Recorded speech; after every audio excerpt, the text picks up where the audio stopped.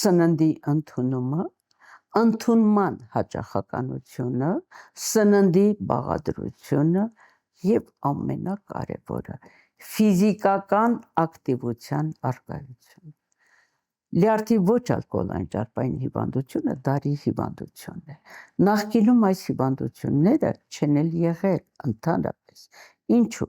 Որովհետև մարդկանց մոտ եղել է խիստ ֆիզիկական ակտիվություն։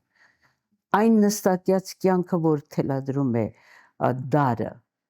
մեզ շատերիս, այդ նստակյաց կյանքի և ոչ ֆիզիկական ակտիվության առկայությունն է լյարդի ոչ ալկոհոլային ճարպային հիվանդության հիմնական պատճառը։ Նորից ասեմ, ճարպակալումը սոսկ սկիզբն է,